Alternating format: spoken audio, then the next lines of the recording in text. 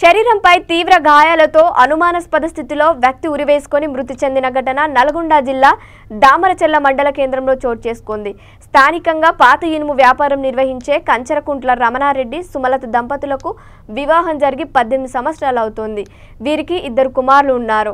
గత కొంతకాలంగా కుటుంబ కలహాలతో వీరిద్దరి మధ్య సఖ్యత లేదని తరచూ గొడవలు జరిగేవని బంధువులు చెబుతున్నారు. ఈ క్రమంలో రమణారెడ్డి అనుమానాస్పద స్థితిలో ఇంట్లో ఉరివేసుకొని మృతి చెందాడు. బరువైన వస్తువులతో తలపై కొట్టినట్టు గాయాలు ఉండటం, ముఖంపై రక్తపు చారికలు ఉండటం అనేక అనుమానాలకు తావితీస్తుంది. భార్య కొట్టి చంపి ఆపై ఉరివేసి ఆత్మహత్యగా చిత్రీకరిస్తుందనే అనుమానాలు స్థానికులు వ్యక్తం చేస్తున్నారు. రమణారెడ్డి మృతదేహాన్ని పోస్టుమార్టం కోసం మిర్యాలగూడ ఏరియా ప్రభుత్వ ఆసుపత్రికి తరలించారు. అనుమానాస్పద కేసుగా నమోదు చేసుకున్న పోలీసులు ఆ దిశగా విచారణ జరుపుతున్నారు.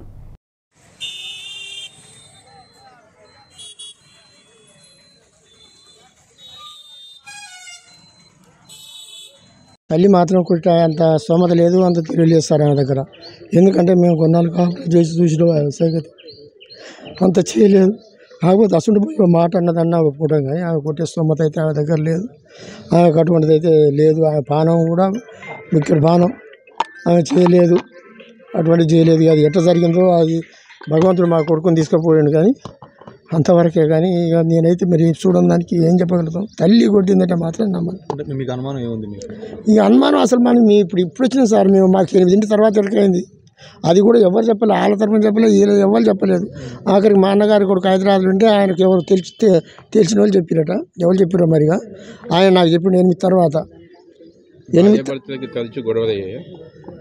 ఏమైనా సార్ మనం అంతా ఎక్కువ పోతలేము. మా అప్పులు గిప్పులు అనే సమస్యలు లేదు సార్. ఆయన లేదు, ఆయన దగ్గరనే 2 పైసలు ఉన్నాయి, కానీ అప్పులు లేడు. ల్యాండ్ ఎప్పుడు అమ్మిరు సార్ ప్లాటు? మరి ఇంకో ప్లాట్ కొనడా అది నాకు తెలియదు. ఇంకో ప్లాట్ ఇచ్చేసిన ప్లాట్ మాత్రం పాతిన కొట్టు సార్. దామరచెల్ల మన బస్ స్టాప్ దగ్గర ఇప్పుడు రైట్ సైడ్ మనం పోతుంటే. కానీ అది తల్లిని చేయలేదు. ఎందుకంటే మాకు తెలుసు కదా సార్, నేను కొన్నాళ్ళు ఉన్నోళ్ళు చేసిన వాళ్ళు. అది మాత్రం అబద్ధం.